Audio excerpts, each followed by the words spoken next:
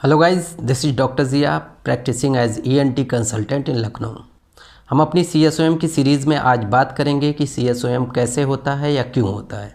इस वीडियो को देखने से पहले हमारी पिछली वीडियो जिसमें हमने बताया था कि सीएसओएम क्या होता है उसे एक बार देख लें, जिसका लिंक डिस्क्रिप्शन में दिया हुआ है।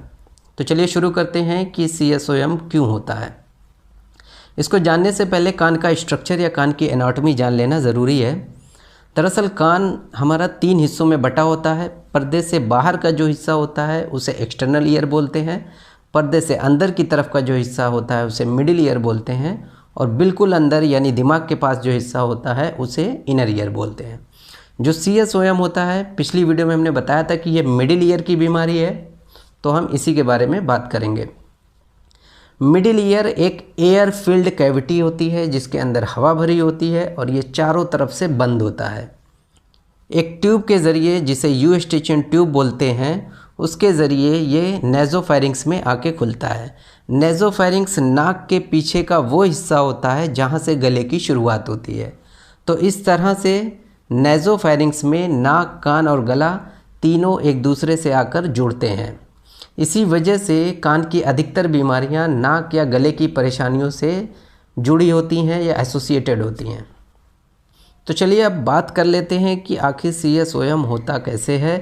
पिछली वीडियो में हमने बताया था कि सीएसओएम 2 टाइप का होता है। एक होता है सेफ, जिसे ट्यूबोटिम्पैनिक डिजीज़ भी बोलते हैं। दूसरा होता है अनसेफ, जिसे एटिकोएंट्रल डिजीज़ भी बोलते हैं। इस वीडियो में हम बात करेंगे सेफ टाइप का सीएसओएम कैसे होता है। इसके लिए मैं आपको थोड़ा वाइट बोर्ड की तरफ ले चलूँगा, जहाँ पे हम डायग्राम के ज़रिए समझेंगे कि ये बीमारी कैसे होती है। तो गाइस, हम यहाँ पे देख सकते हैं कि ये कान का स्ट्रक्चर है, जिसमें ये आप जो टी देख रहे हैं, T for tympanic membrane. Tympanic membrane मतलब कि कान का पर्दा। तो ये कान का पर्दा है। कान के पर्दे के बाहर के हिस्से को हमने एक्सटर्नल ईयर बोला था और इससे अंदर की तरफ जो हिस्सा होता है उसे मिडिल ईयर बोला। जैसा कि मैंने बताया था कि सीएसओएम मिडिल ईयर यानी कि इसकी बीमारी है, तो यहाँ पे हम इसी की बात करेंगे, मिडिल ईयर की। मिडिल ईयर एक ट्यूब, यूस्टिचियन ट्यूब के जरिए नेज़ोफेरिंक्स यानी नाक के पिछले हिस्से में आके खुलता है। ये हम आपको पहले भी बता चुके हैं। कभी कभी क्या होता है कि नाक का या गले का या टॉन्सिल का इन्फेक्शन इसी ट्यूब के जरिए होता हुआ कान के अंदर पहुंच जाता है और कान में पहुंच करके ये इन्फेक्शन अंदर पस यानी कि मवाद बनाने लगता है। और साथ ही साथ ये जो ट्यूब होती है इसमें भी सूजन आ जाती है। तो जब ट्यूब में सूजन आ जाती है तो ये मवाद इस ट्यूब के जरिए नहीं निकल पाता है, क्योंकि सूजन के कारण ये बंद हो जाती है। अब ये मवाद धीरे धीरे बढ़ता बढ़ता इस पर्दे के ऊपर जोर डालता है, क्योंकि बाकी सभी दीवारें जो है हड्डी की बनी होती हैं, बोन से बनी होती हैं। तो ये पस इन दीवारों पर प्रेशर या दबाव नहीं बना पाता है। यहाँ पे इसे सॉफ्ट स्ट्रक्चर यही मिलता है, कान का पर्दा। तो इस पर्दे के ऊपर ये मवाद दबाव बनाता रहता है। ऐसे में मरीज के कान में कुछ भारीपन और कुछ दर्द की परेशानी होती है। मरीज कभी जनरल प्रैक्टिशनर से या कभी मेडिकल स्टोर से बोल के कुछ दवाएं ले लेता है और स्टोर वाला उसे कुछ कान के ड्रॉप और कुछ एंटीबायोटिक दे देता है अच्छी सी।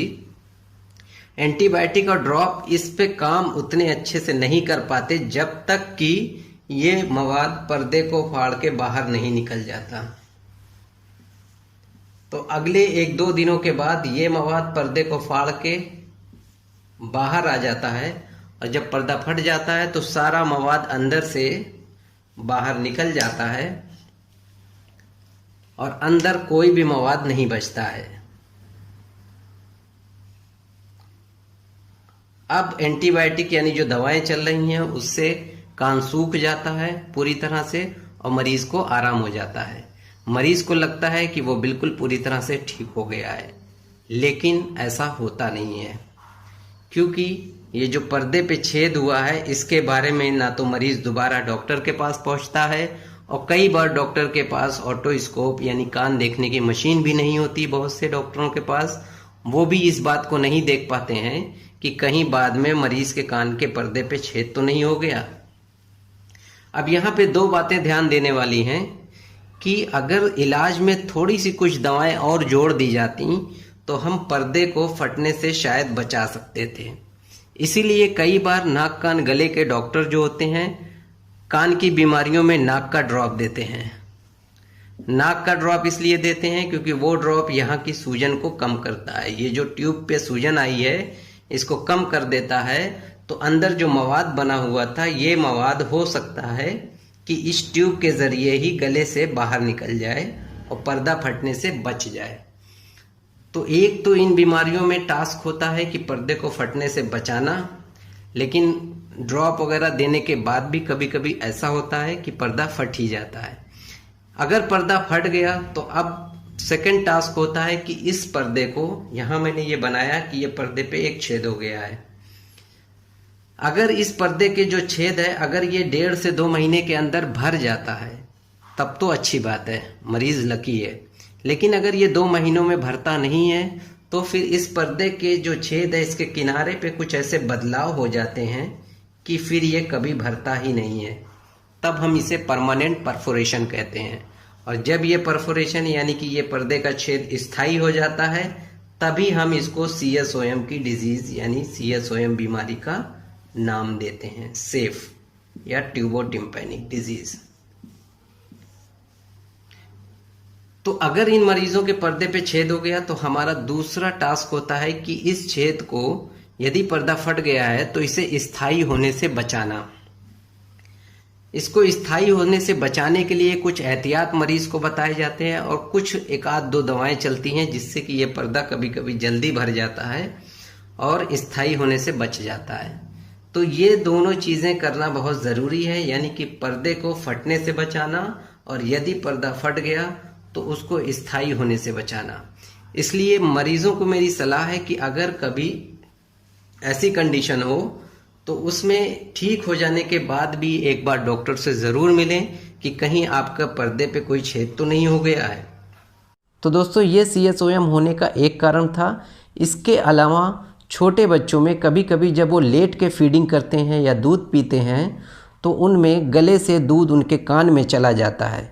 इसकी वजह होती है क्योंकि उनमें जो यूएस टिचिन ट्यूब होती है वो ढलान पे यानी कि ऑब्लिक ना होके सीधी यानी हॉरिजॉन्टल होती है और इस ट्यूब से दूध उनके कान में चला जाता है और कान में इन्फेक्शन हो जाता है, फिर पस बन के पर्दे को फाड़ के वो पस बाहर आ जाता है। तो इसलिए बच्चों को कभी भी लिटा करके दूध ना पिलाएं, कभी बॉटल दें तो भी गोद में बिठाल करके पिलाएं, या फिर इस बात का ध्यान रखें कि बच्चा बॉटल को ले करके कहीं लेट के दूध तो नहीं पी रहा है। और अगर मदर फीडिंग कर रही है बच्चे को तो हमेशा गोद में बच्चे का सिर ऊंचाई पे होना चाहिए।